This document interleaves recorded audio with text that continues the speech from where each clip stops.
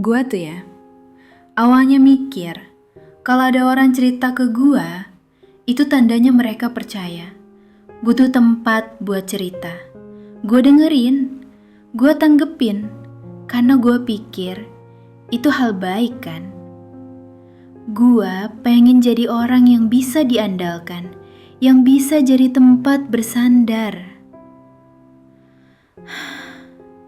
Tapi makin kesini, gue mulai sadar, gak semua orang datang buat berbagi. Beberapa orang cuma ingin diakui. Mereka bukan sedang membuka diri. Mereka sedang menunjukkan sesuatu. Pamer luka, pamer perjuangan, pamer pencapaian. Dan saat gue dengerin mereka, gue sadar obrolannya gak pernah jadi ruang dua arah. Mereka cerita, dan cerita. Tapi gak pernah nanya balik, lu gimana? Atau, capek gak dengerin gue? Gue jadi kayak tempat kosong buat nyimpen keluh kesah mereka. Mereka datang ketika butuh dan pergi ketika lega. Kadang tanpa ucapan terima kasih. Kayak kehadiran gue cuma sementara, gak penting.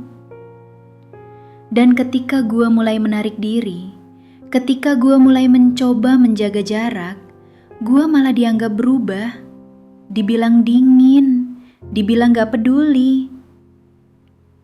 Padahal gue cuma sedang jaga energi. Gue juga manusia, gue juga punya isi kepala, gue juga ingin dimengerti. Tapi kenyataannya, gak semua orang ingin saling. Beberapa cuma ingin pusat, sorotan, validasi. Akhirnya gue belajar, gak semua cerita harus gue tanggapi. Gak semua orang yang gue bantu akan bantu gue balik. Dan gak semua perhatian yang gue beri akan dihargai. Tapi bukan berarti gue nyesel. Gue cuma belajar untuk memberi dengan sadar bahwa ada batas yang perlu dijaga agar diri sendiri gak terus-menerus terkuras. Kalau lo pernah ngerasain hal yang sama, lo gak sendirian. Lo gak salah. Lo berhak untuk menjaga jarak. Lo berhak untuk menetapkan batas. Dan lo juga berhak untuk memilih siapa yang pantas menerima ruang dan waktu lo.